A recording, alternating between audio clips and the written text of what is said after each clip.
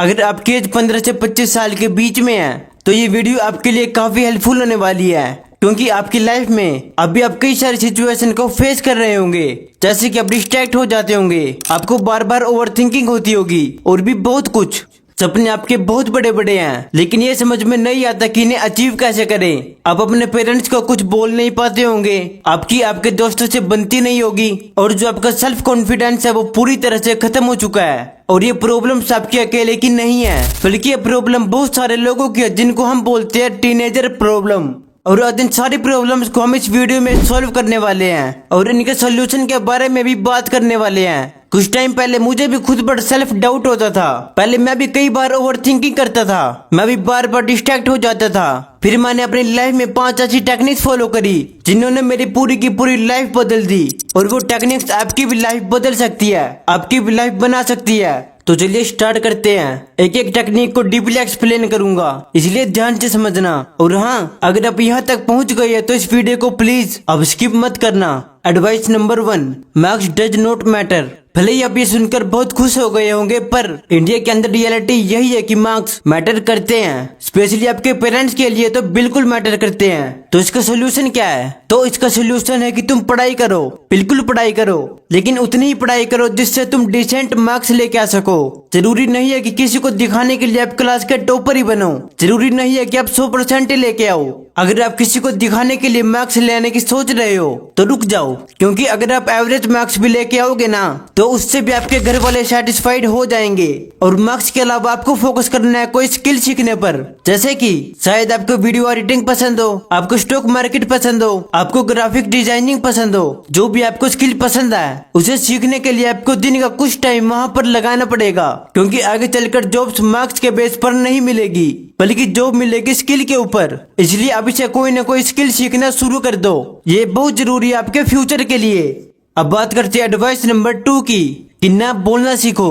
Teenager life में जो सबसे बड़ी प्रॉब्लम होती है ना, कि हम किसी से ना नहीं बोल पाते, और ये सबसे बड़ी प्रॉब्लम है। एक छोटी सी क्लिप से समझाता हूँ।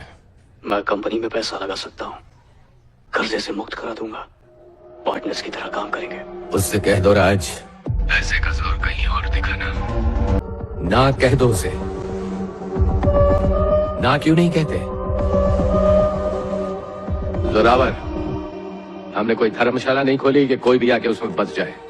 ये हमारा फैमिली बिजनेस है। अभी आपने देखोगा कि ये बंदा ना नहीं बोल पाया क्योंकि इसके मन में डर था। और इसके एक बहुत ही अच्छा एग्जाम्पल बताता हूँ एक कहानी की हेल्प से। एक मेरा दोस्त है जिसके एग्जाम चल रहे थे, और उसे पता था कि उस टाइम पर उसे पढ़ना है, उसको एग्जाम पर फोकस करना है। पर तभी उसके दोस्त आते हैं और बोलते हैं कि चल यार थोड़ा बाहर घूम कर आते हैं, थोड़ी देर गेमिंग करते हैं। और वो अपने दोस्तों को ना नहीं बोल पाता था, जबकि उसे पता था कि ये सब उसके लिए अच्छा नहीं है, अभी उसके लिए पढ़ना ज्यादा जरूरी है। लेकिन फिर भी वो ना नहीं बोल पाता था, क्योंकि उसे लगता था कि अगर वो उनको ना बोलेगा तो उनकी दोस्ती खराब हो सकती है। याद रखना, अगर अभी आप टीनेज के अंदर हो तो आपको ना बोलना सीखना पड़ेगा। अगर आपको लग रहा है कि ये चीज आपके लिए सही नहीं है तो तभी आपके घर वाले हो, चाहे तुम्हारे दोस्त हो, आपके रिश्तेदार हो, चाहे कोई भी क्यों ना हो, उनको ना बोल दो, और इससे आपकी वैल्यू भी इंक्रीज होगी। अब बढ़ते अपने तीसरे पॉइंट की तरफ, जिसका नाम है द रियल फ्रेंडशिप। आपको मैं अपनी एक बहुत ही अच्छी स्टोरी बताता हूँ। मेरा एक दोस्त था और उसके कम से कम 15 से 20 दोस्त थे, लेकिन जब वो धीरे धीरे सफल होने लगा ना तो इसी बीच उसके बहुत सारे दोस्त उससे दूर होते गए, और लास्ट में 3 से 4 दोस्त ही बचे, जिसमें मैं भी शामिल था। यानी शुरू में तो बहुत दोस्त होते हैं, लेकिन जब आप कुछ सही काम करने जाओगे ना तो उनमें से कोई भी दोस्त आपका साथ नहीं देने वाला। इसलिए ये याद रखना, आपको ढूंढनी है रियल फ्रेंड्स, न कि दिखावे वाले दोस्त। और दिखावे वाले दोस्त आपके साथ हंसी मजाक तो बहुत करेंगे, आपके साथ घूमेंगे फिरेंगे, आपके साथ खूब गेम खेलेंगे, मगर जब आपको उनकी जरूरत होगी ना तो ये दोस्त आपकी मदद कभी नहीं करेंगे। इसलिए जिंदगी में दोस्त कम बनाओ, लेकिन सच्चे बनाओ।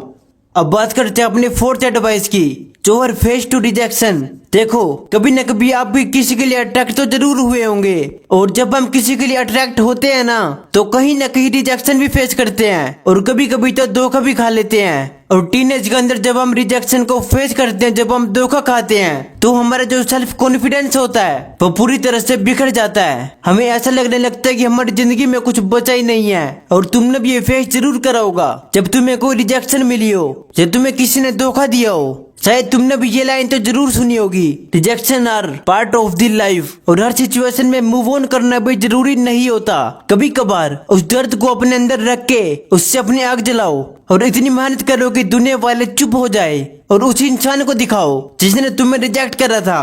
अब बढ़ते अपने फाइनल एडवाइस की तरफ, जिसका नाम है बिलीव इन गॉड।